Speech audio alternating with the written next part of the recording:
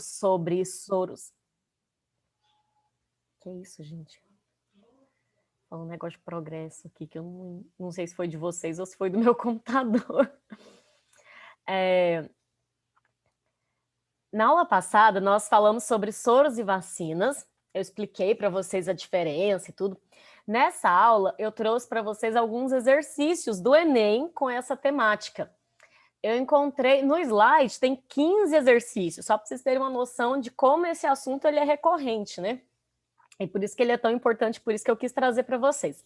Provavelmente não vai dar tempo da gente ver tudo, mas ou a gente deixa para a próxima aula, ou se não der tempo, ou eu mando no grupo e vocês só analisam os outros, porque para a gente não ficar preso no mesmo assunto a vida inteira, né? Então, olha só que legal essa primeira questão. Tanto a febre amarela quanto a dengue são doenças causadas por vírus do grupo dos arbovírus, pertencentes ao gênero Flavivírus, existindo 4 sorotipos para o vírus causador da dengue. A transmissão de ambas acontece por meio da picada do mosquito, como o Aedes aegypti. Entretanto, embora compartilhem essas características, hoje somente existe vacina no Brasil para a febre amarela e nenhuma vacina efetiva para a dengue. Então, olha só, quem já teve dengue aí sabe o quanto é uma doença horrível. A gente sente um mal-estar muito grande, um corpo ruim, uma fraqueza, uma dor no corpo, são vários sintomas muito desagradáveis. E o pior é que ainda tem 4 tipos diferentes, então você ainda pode pegar vírus diferentes e pegar a dengue mais de uma vez. E a dengue é uma doença do mesmo grupo, do mesmo gênero da febre amarela. E a febre amarela já tem vacina para ela aqui no Brasil e a dengue não. E a pergunta é, por que isso acontece? O que vocês acham? Dá uma olhada nas alternativas. Por que vocês acham que tem vacina para febre amarela e não tem vacina para dengue? Vamos lá, leiam e tentem me responder aí o que vocês acham.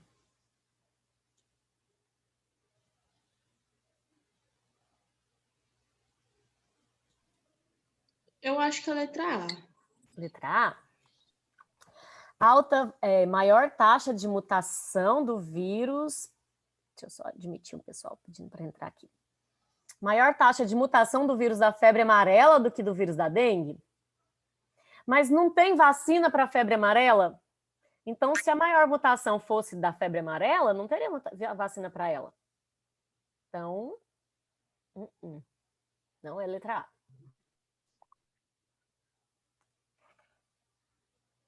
E aí? D. D. Presença de 2 tipos de ácidos nucleicos no vírus da dengue, somente um tipo de vírus da febre amarela, isso também não impossibilita produzir vacina, não. Normalmente só tem um tipo, né? A maioria dos vírus ou tem DNA ou tem RNA. Raramente tem os dois, é muito, muito difícil. Não é o caso aqui. E também não influenciaria. O que acontece, gente? A dificuldade... Sim. O que é alta variabilidade antigênica?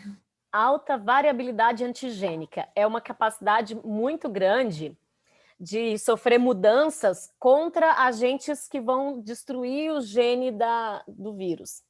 Então, alta variabilidade quer dizer que ele sofre uma grande mudança com relação ao vírus da dengue, ele sofre mais mudanças nessa estrutura dele, que protege ele contra um sistema de defesa do que a febre amarela. Então seria essa? Seria essa. É a resposta certa, a letra B. Olha só, gente, é isso que eu ia falar para vocês agora. Quando você tem um vírus que tem alta variabilidade antigênica, alta taxa de mutação, isso dificulta a criação de vacinas. Então, quando tiver um tipo de questão dessa que perguntar por que tem vacina para isso e não tem vacina para aquilo, geralmente está associado com essa alta variabilidade dos vírus, seja no sistema de defesa, seja no próprio genoma. É uma coisa que eu até comentei na semana passada, né? A questão da Covid, eles estão Eles estavam até preocupados com medo das variações no genoma dessas novas variantes aí, a vacina não ser eficaz contra elas, mas pelo menos por enquanto está tudo bem, as vacinas estão se mostrando eficazes a outras variantes também. Então, resposta certa, letra B. Ok? Tranquilos essa parte? Então, tentem pensar assim. Qual a dificuldade de produzir uma vacina? Quando o meu vírus ele sofre muita mutação, quando ele tem uma grande variabilidade, isso tudo influencia na produção de uma vacina, na dificuldade de produzir uma vacina. Essa questão, vocês já viram com o professor de biologia de vocês os tipos sanguíneos, sistema BO ou ainda não? Já. Ótimo, então. Então vai ser útil para essa questão. Em um hospital, havia 5 lotes de bolsas de sangue rotulados com os códigos 1, 2, 3, 4 e 5. Cada lote continha apenas um tipo sanguíneo não identificado. Uma funcionária do hospital resolveu fazer a identificação utilizando 2 tipos de soro, anti-A e anti-B. Os resultados obtidos estão descritos no quadro abaixo. Então, a gente tem aqui os códigos dos lotes, o volume de sangue. Esse daqui, então, colocou o anti-A e esse aqui colocou o anti-B. E ele quer saber quantos litros de sangue eram do grupo sanguíneo do tipo A. Para ser do grupo A, ele tem que aglutinar ou não com o soro anti-A?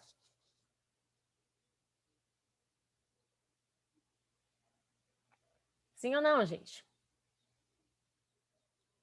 O que é aglutinar? Boa pergunta. O que é aglutinar? Aglutinar é o seguinte, quando você recebe um tipo sanguíneo, ele recebe anticorpos contra a proteína dele, as hemácias dele se juntam.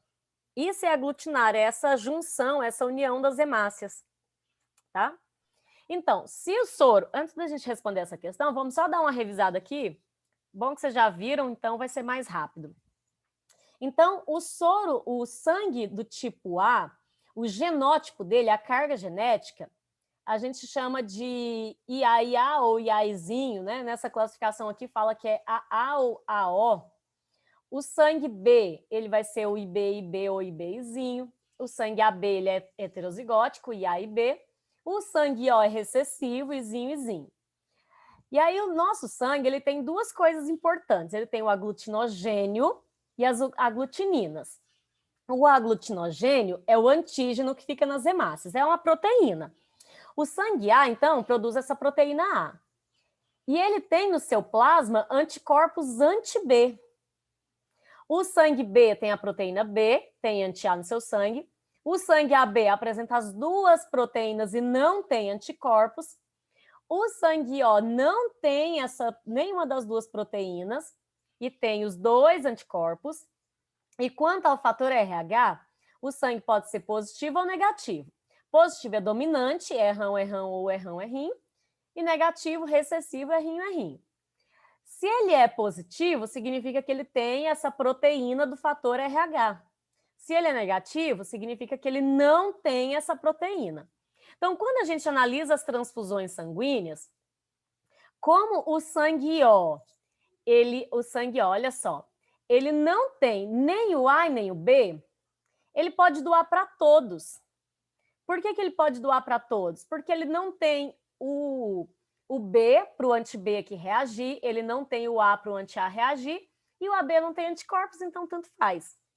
Então, ele é chamado de doador universal. O sangue B, ele pode doar e receber do próprio B e receber do O. O sangue A doa e recebe para o próprio A, recebe do O. E o AB, ele é o receptor universal. Então, o O é o doador universal e o AB é o receptor universal. Como ele não tem anticorpos, ele recebe de todos os outros. E tem o detalhe do sangue positivo e negativo. Sangue positivo, ele tem aqui, ele não tem anti-RH no seu plasma. Lembra da eritroblastose fetal, do sangue da mãe negativo com pai positivo? Então, se um sangue negativo Se o sangue negativo, que não tem essa proteína, ele não produz naturalmente esse anticorpo. Mas se ele entrar em contato com o sangue positivo, ele vai começar a produzir esses anticorpos. Então, eu posso dizer que o sangue positivo pode doar para positivo, tá vendo? Sangue positivo doa para positivo, negativo pode doar tanto para positivo quanto para negativo, tá? Então, positivo só recebe de todos, né? E o negativo doa para todos. Então, na verdade, quando eu falo que o sangue O é o doador universal, o sangue O negativo é o doador universal. Por quê? Porque ele pode doar para qualquer sangue, positivo ou negativo. O sangue O positivo, ele é um doador universal, mas que só doa para sangues positivos, tá? Isso aqui vocês já viram, né, gente? Não precisa ficar preso aqui não, né? Tá tranquila essa parte? Tá? E aí, então, o AB negativo aqui, ó, o AB positivo, que é o verdadeiro receptor universal, que recebe de positivo ou negativo. O Heitor me perguntou o que é aglutinar. Olha aqui na imagem, eu até coloquei aqui para vocês verem. Quem já fez tipagem sanguínea, é assim que faz a tipagem sanguínea. Você pega o sangue, coloca, normalmente aqui colocou 4, mas são 3 gotinhas. Põe aqui 3 gotinhas de sangue numa lâmina. Numa gotinha você põe o anti-A, que são anticorpos que vão combater o sangue A. Na outra gotinha você põe o anti-B. E na outra gotinha você põe o anti-D ou anti-RH. Se aglutinar nos dois, tá vendo como é que ficou aqui a diferença desse para esse, Heitor? Esse aqui a gente fala que aglutinou. Tá vendo que as hemácias juntaram, aglomeraram aqui? Então, aqui eu tenho... Peraí, deixa eu só aceitar mais gente aqui. Então, aqui, se ele não aglutinou no anti-A, significa que ele não tem a proteína A. Mas ele aglutinou no anti-B, ou seja, ele tem a proteína B. Então, esse sangue aqui é um sangue B. Não aglutinou com o anti-A, então ele não tem A. E aglutinou com o anti-B, então ele tem B. E aglutinou com o anti-RH. Então, ele é positivo ou negativo? Se ele aglutinou com o anti-RH, esse sangue é positivo ou negativo, gente?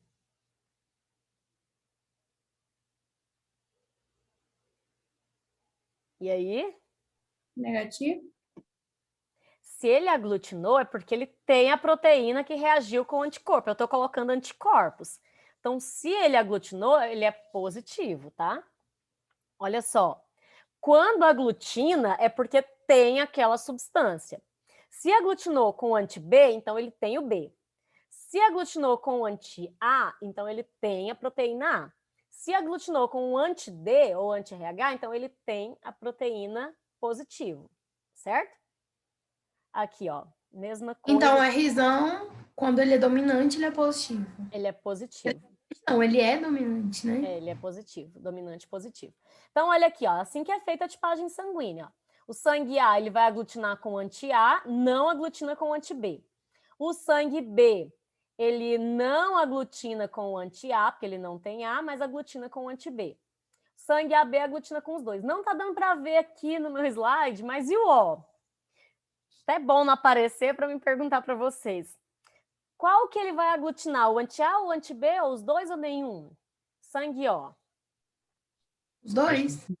Os dois? Ele tem as duas proteínas? Ele tem proteína A e proteína B? Claro que não vai aglutinar com nenhum. Ele não vai aglutinar com nenhum, isso aí. Ele não tem nem proteína A nem proteína B. Então, você coloca anti-A, o anti-A vai reagir com A, não tem A. Você coloca anti-B, o anti-B vai reagir com B, não tem B. Ah, tá, entendi. Entendeu? É porque eu achei que ele aceitava é quando aglutina. Não, quando aglutina é porque tem aquela proteína. Então, vamos voltar para a nossa questãozinha aqui, ó. Quantos litros de sangue são do tipo A? Ou seja, a gente descobriu que para ser A, tem que aglutinar com o anti-A e não aglutinar com o anti-B. Entenderam? Ficou claro isso aqui na cabeça de vocês? Às vezes confunde, né? Ó, se é A, ele tem que aglutinar com o anti-A, porque eu coloquei anticorpos contra o A nele. Como ele não tem B, ele não pode aglutinar com o anti-B. Então, quais são as opções que eu tenho? Ó, o 2 aqui, ó. Aglutinou com o anti-A, não aglutinou com o anti-B. É o único, não é? Então, vamos lá. Vamos calcular, vamos identificar aqui comigo para ver se vocês entenderam mesmo. Qual que é esse primeiro sangue? Ele não aglutinou com o anti-A e aglutinou com o anti-B. Que sangue é esse? B. B. Aglutinou com o anti-A e não aglutinou com o anti-B. Qual é esse sangue? A. A. O 3 aglutinou nos dois. Então, ele vai ser? AB. AB. O 4 não aglutinou com nenhum dos dois. O. O. E o último aglutinou com o anti-B e não aglutinou com o anti-A. Então, esse daqui vai ser? B. B.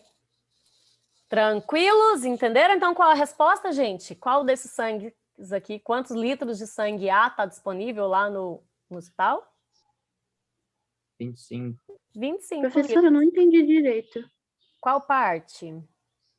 Essa parte do aglutinar e do não aglutinar, eu tô perdida. Ah, tá. Olha só essa imagem aqui, ó. O sangue A, ele significa que ele tem, olha aqui, ó, ele tem essa proteína aqui A, tá vendo? Se eu pingo aqui anticorpo contra ela, ou seja, se eu pingo aqui anti-A, o anti-A reage com o A. Então, se eu pinguei o anti-A e aglutinou, significa que ele tem a proteína A. Quando aglutina com o anticorpo, é porque aquela proteína existe no sangue. Então, se eu pinguei anti-A e reagiu, coagulou, então eu tenho A no meu sangue. Se eu pinguei anti-B, não aconteceu nada, significa que ele não tem essa proteínazinha B. Então, olha só, pinguei o anti-A, aglutinou. Pinguei o anti-B, não aglutinou, então esse sangue é A. Ele tem a proteína A que reagiu com o anticorpo anti-A e ele não tem a proteína B porque não reagiu com o anti-B. O B é o contrário. Como ele não tem A, se eu pingo anti-A, anticorpos contra o sangue A, não vai acontecer nada, porque ele não tem A para reagir. Mas quando eu pingo anti-B, ele vai aglutinar. Por quê? Porque ele tem a proteína que vai reagir com o anticorpo anti-B. Então, esse sangue vai ser B. Se eu pinguei o anti-A e o anti-B e os dois reagiram, significa que eu tenho tanto a proteína A quanto a proteína B. Ou seja, o meu sangue vai ser AB. E a amostra 4, que não está dando para ver aqui, é o sangue O. Sangue O não tem proteína A e nem proteína B, não tem proteína nenhuma. Ele já tem anti-A e anti-B. Então, vai fazer alguma diferença se eu pingar mais anti-A e anti-B nele? Não. Então, não vai acontecer nada. Os dois vão ficar desse jeito aqui, sem aglutinar. Entendeu? Olha aí a diferença aqui numa lâmina mesmo. É quando aglutina e quando não aglutina. Entendeu, Juliane? Ah, então tá bom. Gente, qualquer dúvida aí, pode falar que eu vou devagar, eu paro. A ideia é vocês entenderem mesmo, tá? A vacina, o soro e os antibióticos submetem os organismos a processos biológicos diferentes. Pessoas que viajam para regiões em que ocorrem altas incidências de febre amarela, de picadas de cobras peçonhentas, de leptospirose e querem evitar ou tratar problemas de saúde relacionados a essas ocorrências, devem seguir orientações. Ao procurar um posto de saúde, um viajante deveria ser orientado por um médico a tomar preventivamente ou como medida de tratamento antibiótico contra o vírus da febre amarela. A gente falou disso semana passada. Esquece, já... Lembra que eu falei, gente? Enem, o prazo é curto. Você leu aqui, antibiótico contra vírus. Você sabe que é contra bactéria, você nem continua lendo a questão. Vamos para a próxima. Vacina contra o vírus da febre amarela. Soro antiofídico, caso seja picado por uma cobra. E antibiótico, caso entre em contato com Leptospira sp. Certo ou errado?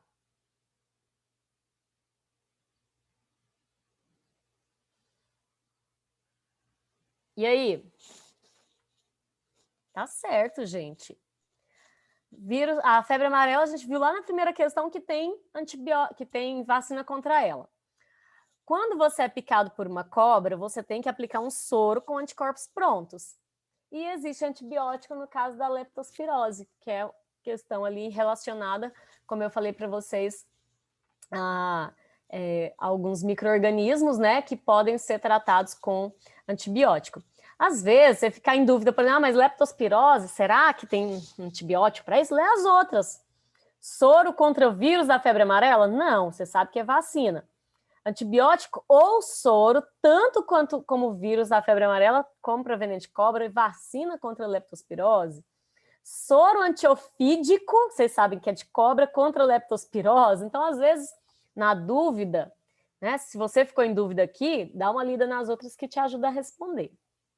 Vamos lá, mais uma. Pesquisador do Instituto Pasteur, tá tampando um pedaço aqui, Los Calmette, desenvolveu um soro contra a picada de cobras najas do Sudeste Asiático, fabricado na França desde 1894. Pouco depois, o mineiro Vital Brasil pesquisou soros específicos para jararaca e cascavel junto à equipe do recém-criado Instituto Butantan. O valor científico de suas descobertas difundiu-se apenas em 1915, quando o soro antiveneno de Crotalus terríficos foi aplicado em um funcionário do zoológico de Nova York, picado por Crotalus atrox do Texas. O fato foi noticiado e comentado nos jornais da época. Pelo relato de Vital Brasil, ficamos sabendo que o permanganato de potássio e o soro Calmette já haviam sido empregados sem que o estado do doente se modificasse para melhor.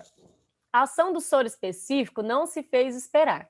6 horas após a sua aplicação, o doente começou a melhorar e 12 horas depois era considerado livre do perigo. Olha só que interessante essa questão. A gente ouve muito falar de soro antiofídico contra veneno de cobra. Só que, na verdade, pessoal, o que acontece? Existem as cobras, elas têm venenos com substâncias químicas diferentes. E elas reagem de maneira diferente. Então, tem veneno que causa necrose do lugar aonde foi a picada, tem o veneno que espalha muito rápido para a corrente sanguínea e ataca o sistema nervoso. Então, cada veneno, cada tipo de cobra, cada grupo de cobras, existe venenos específicos para ela. Então, quando a gente fala assim de soro antiofídico, veneno de cobra, fica parecendo que é um soro só para qualquer cobra, e não é. Eu costumo brincar assim, que se você for picado por uma cobra, faz uma selfie com ela, tá? Porque aí você chega no hospital e mostra para o médico, ele sabe qual soro que ele vai usar para aquela cobra específica. O soro antiofídico, ele é assim, se você não sabe qual é a cobra, ele é um que pode ser para qualquer uma, mas a eficácia vai ser muito menor, tá? Então, por isso a importância de saber qual foi a cobra, qual foi a aranha que te picou. Às vezes as pessoas levam para o hospital, não sei se vocês já viram falar isso. Às vezes passa no jornal, fulano na cidade tal foi picado por uma cobra e levou a cobra junto para o hospital, porque é importante saber qual foi a espécie, qual foi o gênero que picou. Então, como o soro antiveneno de Calmette não funcionou, a surpresa dos cientistas e do público em relação à cura do funcionário deveu-se ao fato de, naquela época, conhecer-se pouco o efeito da vacina no processo de cura, ao se combater invasores e toxinas, a biotecnologia que teria permitido a identificação das proteínas correspondentes aos genes, o uso de antissépticos e calmantes como parte da profilaxia do tratamento da picada de cobra, a atuação dos soros no organismo que forneceriam anticorpos apropriados para se neutralizar os antígenos, a taxonomia de Linneu, que era pouco valorizada porque apresentava cascavéis brasileiros e texanas em uma mesma família de serpentes. Olha só, gente, o que aconteceu aqui? O cara foi picado por uma cobra e usou o soro que foi desenvolvido lá no Instituto Pasteur. Não adiantou. E aí, eles usaram, então, esse soro criado para o antiveneno da Crotalus terríficos. E ele tinha sido picado pela Crotalus atrox, ou seja, o mesmo gênero, né? Então, o que eles não sabiam aqui nessa época? Eles não tinham noção que a atuação do soro no organismo tinha anticorpos específicos para neutralizar aquele antígeno. Sabe o exemplo que eu mostrei agora do anti-A, anti-B? Sangue A, ele vai reagir com anti-A. Sangue B, ele vai reagir com anti-B. São os anticorpos, eles são específicos. É a mesma ideia aqui. Então, como existem antígenos diferentes, venenos com características químicas diferentes, é preciso ter um soro específico para aquele tipo de veneno, senão não vai adiantar. Entenderam? Então, aprenderam, né? Se for picado por uma cobra, Deus ajude que ninguém seja, faça uma selfie com a cobra antes de ir para o hospital. Isso é muito importante, saber qual foi o gênero, qual foi a espécie que você foi picado. E tem os nomes também, eu não lembro de cabeça, mas tem os nomes dos soros também, de acordo com cada gênero. Tranquilos até aqui? Professora, Sim. quando uma cobra te pica, o veneno dela acaba ou ela ainda pode picar mais outras vezes, outras Não, pessoas? ela pode picar, ela vai produzir mais. Pode? Nossa. Pode. Olha como é que o povo leva a cobra, então, pro hospital. Não, mas aí leva, né, dentro de um saco lá, né, com cuidado, claro, não é um Leva negócio... coragem ela pra pegar a pode cobra picar, de novo, tipo, né? corre o Mas risco. ela pode ficar, tipo, na mesma hora, mais de uma pessoa? Ou Pode. ela demora um tempo para produzir o veneno? Isso aí é muito relativo, depende da espécie também, né? Não tem como eu generalizar para você. Mas ela vai produzir mais veneno sim, tá? Então, Ô, todo professora, cuidado é pouco. Oi. e tipo, se a cobra, por exemplo, não chegar a picar a pessoa, mas ela, tipo, lançar o veneno, sabe? Uhum. E o veneno chegar a tocar na pessoa, mas ela não chegou a ferir a pessoa. O veneno pode causar mal ainda ou não? A maioria das cobras, elas não conseguem fazer isso, né? Na verdade. Ela tem a presa dela, eu vou mandar para vocês no grupo. Existem diferentes tipos de presas. Então, tem aquela presa que é na frente, tem uma presa que ela tem um sulco aqui, né? Uma divisória, tem uma que tem a presa atrás. Então, ela depende dessa presa, da maioria das cobras, para poder injetar. Existem algumas espécies que conseguem sim fazer isso, mas aí depende, se for no olho, por exemplo, né, é mais perigoso. Agora, assim, na pele normalmente pode dar uma irritação, mas não é a mesma coisa de entrar na corrente sanguínea, né? Certo? Olha, mais uma aqui de soro antiofídico. A produção de soro antiofídico é feita por meio da extração da peçonha de serpentes, que após tratamento é introduzida em um cavalo. Em seguida, são feitas sangrias para avaliar a concentração de anticorpos produzidos pelo cavalo. Quando essa concentração atinge o valor desejado, é realizada a sangria final para a obtenção do soro. As hemácias são devolvidas ao animal por meio de uma técnica denominada plasmaferese, a fim de reduzir os efeitos colaterais provocados pela sangria. Falei isso para vocês semana passada, né? Quando a gente viu sobre a produção de soro. A plasmaferese é importante, pois se o animal ficar com baixa quantidade de hemácias, poderá apresentar. Olha só, vamos dar uma revisada aqui. Eu falei para vocês na semana passada que o sangue ele é formado por duas partes. Tem o plasma, que é a parte líquida, e tem os elementos figurados, que são as células. Nesses elementos figurados, então, a gente tem hemácias, leucócitos e plaquetas, são as células do sangue. Vocês sabem me dizer qual a função das hemácias, dos leucócitos e das plaquetas? Alguém se lembra? Não?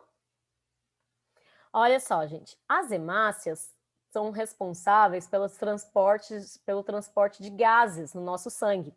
Então, a hemácia ela é rica em ferro e tem lá a hemoglobina, e ela vai reagir com o oxigênio, com o gás carbônico e levar o oxigênio para a célula. Então, hemácias, transporte de gases. Plaquetas está relacionado com a coagulação do sangue. Quando você se machuca, as plaquetas atuam para, por exemplo, impedir que aconteça uma hemorragia. Sabe quando você tem dengue hemorrágica, o número de plaquetas é baixa, provavelmente vocês já ouviram falar isso. Então, as plaquetas estão relacionadas com a coagulação do sangue para permitir que você não tem hemorragia. E os leucócitos, conhecidos também como glóbulos brancos, atuam no sistema imunológico, na produção de anticorpos, macrófagos, células de defesa do organismo. Então, vou repetir. Hemácias, transporte de gases. Plaquetas, coagulação do sangue, por exemplo, no machucado. E leucócitos atuam na defesa do organismo, produção de anticorpos. Então, o exercício aqui, ele disse que quando tirou o sangue do cavalo, separou as hemácias dos glóbulos do plasma e devolveu para o cavalo as hemácias. Por quê?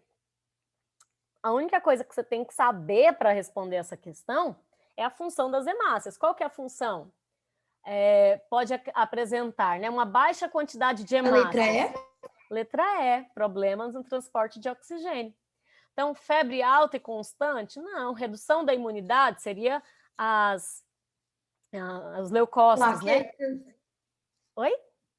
É as plaquetas ou leucócitos? Leucócitos. Plaquetas é coagulação do sangue, tá? Aumento da pressão arterial, quadro de leucemia profunda, problemas no transporte de oxigênio. Então, vai ser letra E, problemas no transporte de oxigênio. Beleza? Vamos lá, mais uma questãozinha aqui. Analise o esquema de uma metodologia utilizada na produção de vacinas contra a hepatite B. Tá aqui o vírus, o DNA do vírus. Do DNA extraiu um gene codificante da proteína HB. Esse gene foi inserido num plasmídio. O que é um plasmídio, gente? DNA circular de bactérias, tá? Foi inserido num plasmídio, aqui a bactéria. Olha o plasmídio aqui da bactéria, que é esse DNA circular. Retirou esse plasmídio, inseriu o gene, colocou esse plasmídio recombinante, ou seja, o plasmídio com o gene da doença, do vírus, colocou numa levedura com vetor de expressão, e essa levedura começou a reproduzir. Então, eles purificaram e extraíram o HB, que é essa proteína, e a partir dela produziu a vacina. Nessa vacina, a resposta imune será induzida por um vírus, uma bactéria, uma proteína, uma levedura ou um ácido nucleico. Olha só, gente. Todas essas opções você está vendo aqui no esquema, né? Você vê aqui o vírus, você vê a bactéria, você vê a levedura, vê a proteína, vê o DNA aqui, ó, da bactéria. Mas qual foi a parte que foi purificada e extraída? Não foi a proteína? É isso que você tem que olhar, é o resultado final numa questão dessa, tá? Então, é uma questão assim que você tem que tirar da imagem mesmo. A imagem está te mostrando o resultado, não é uma coisa muito comum que você costuma saber, né? Então, muitas vezes, as próprias imagens das questões do Enem, você encontra a resposta. Então, qual que é a resposta? Proteína. Certo? Perguntas dessa parte? Não? Bom, continuando. A esquistossomose, barriga d'água, caracteriza-se pela inflamação do fígado e do baço causado pelo verme Schistossoma mansoni, esquistossomo. O contágio ocorre depois que larvas de verme são liberadas na água pelo caramujo do gênero Bionfalaria, seu hospedeiro intermediário, e penetram na pele humana. Após o diagnóstico, o tratamento tradicional utiliza medicamentos por via oral para matar o parasita dentro do corpo.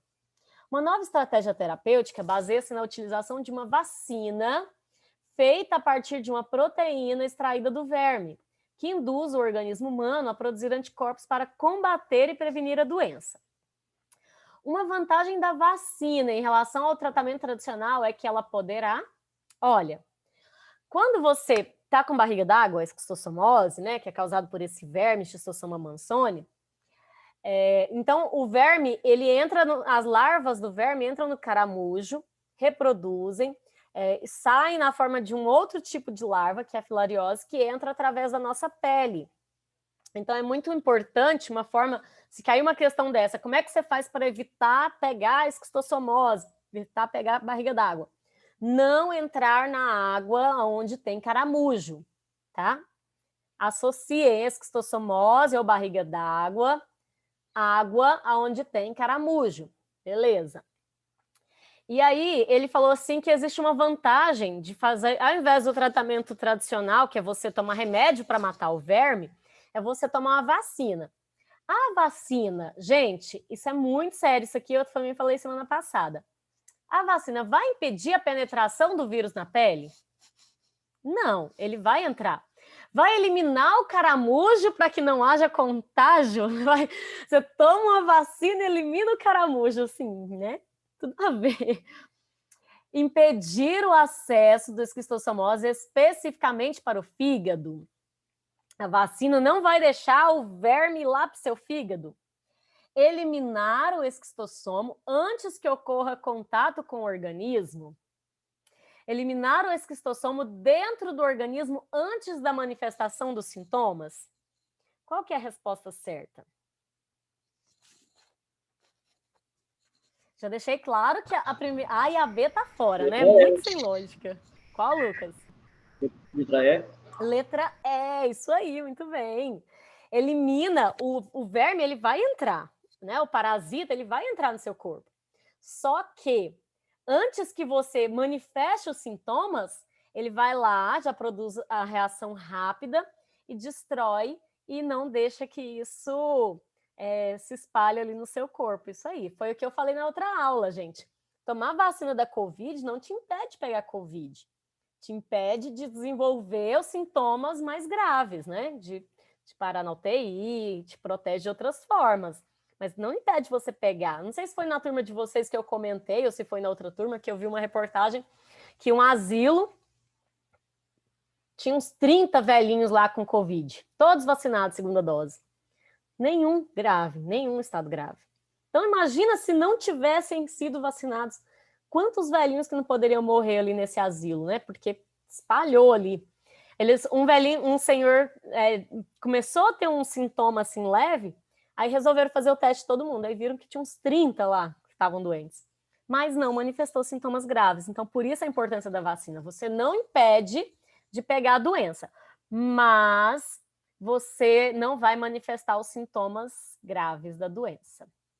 Ok, meu povo, vocês estão numa cara tão desanimados hoje. O que está acontecendo com vocês? Me contem. Todo mundo assinou o bate-papo?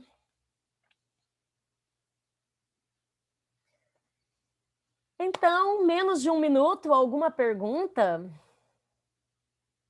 Não? Eu vou mandar, eu realmente não vou voltar nesse assunto, eu acho que todo mundo entendeu bem.